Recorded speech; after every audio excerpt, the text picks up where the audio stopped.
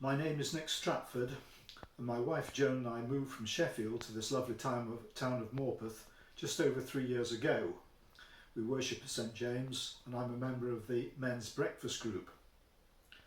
I've chosen Psalm 143 for today's set reading, as this really speaks to me in our current situation. The psalm is basically a cry to God for help in time of crisis. I'll read the psalm. Lord, hear my prayer, listen to my cry for mercy. In your faithfulness and righteousness, come to my relief. Do not bring your servant into judgment, for no one living is righteous before you. The enemy pursues me, he crushes me to the ground. He makes me dwell in darkness like those long dead. So my spirit grows faint within me, my heart within me is dismayed. I remember the days of long ago. I meditate on all your works and consider what your hands have done. I spread out my hands to you. My soul thirsts for you like a parched land. Answer me quickly, O Lord, my spirit fails. Do not hide your face from me, or I will be like those who go down to the pit. Let the morning bring me word of your unfailing love, for I have put my trust in you. Show me the way I should go, for to you I lift up my soul.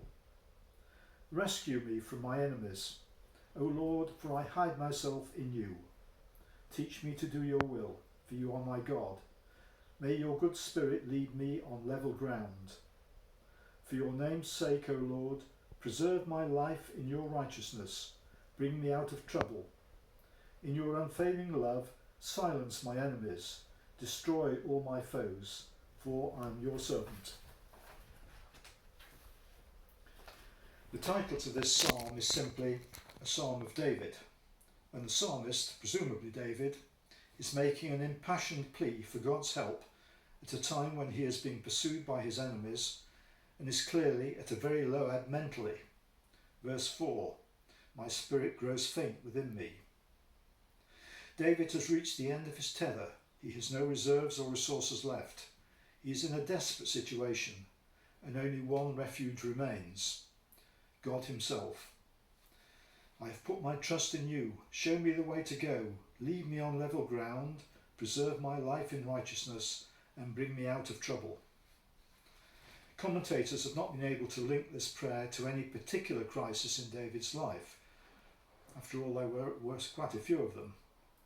It could be a reference to a time when he was being pursued by King Saul, or perhaps when he himself was king and his son Absalom was leading a rebellion against him. It doesn't really matter.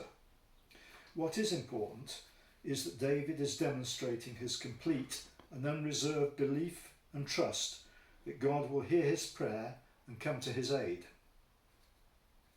Although we can't equate David's situation 3,000 years ago to our own situation today, there are many parallels. We are living in a dangerous and uncertain time. We are living through a worldwide pandemic, which has already caused the loss of many lives and great hardship. We have yet to experience the economic fallout which could result in mass unemployment. We are facing a major climate change which is likely to affect all our lives. We are living through unprecedented technological advances, including the internet and the advent of artificial intelligence, with unforeseen consequences. Many of the older generation are totally bemused and feel completely out of touch and no longer in control of our lives, if we ever were. Verse 5 is particularly poignant. David says, I remember the days of long ago, probably alluding to a much earlier time in his life when he was a young lad, looking after his father's sheep. This passage really resonates with me. Some of us older folk, perhaps looking back with rose-tinted spectacles, remember a time when life seemed much simpler and more predictable and the world seemed a safer place. When we were arrogant, perhaps stupid enough to believe that we were in control of our lives. We knew that if we worked and studied hard, we would probably secure a rewarding job for life. Pretty unrealistic expectation these days. The state actually financed further education. House prices were affordable, mortgages easy to come by. It was almost axiomatic that each new generation would enjoy a higher standard of living than the previous one. We turned to God incidentally from time to time when things occasionally went wrong, but otherwise we felt pretty much in control of our own destiny. How wrong we were, and how different and difficult by comparison is life for our younger generation, who are besieged by uncertainties in a fast-changing world. Many youngsters face an uncertain future. For example, our eldest granddaughter should have been taking A-levels this summer and was planning to work really hard in the final few months before the exams. She needed to attain grades for university, but with the cancellation of A-levels, she has effectively left school and is having to wait to hear whether she will get a place at university and what kind of education she might get. She no longer feels she has any control over the situation. Our inability to control our own lives has been brought home to us during the recent lockdown. Many of us have been obliged to stay in total isolation, entirely dependent on the kindness and goodwill of others. Fortunately, like David, we need not succumb to despair, as we know that if we place our complete trust in God, He will not let us down.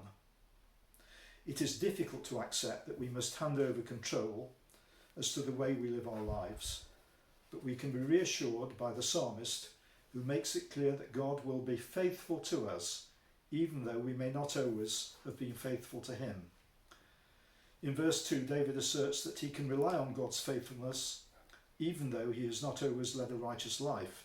He says, "Do not bring your servant into judgment, for no one living is righteous before you."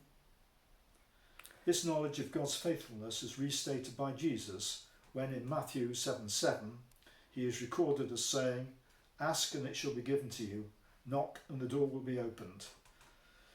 God is the rock on which we can build our lives and the one constant in a rapidly changing and dangerous world. Amen.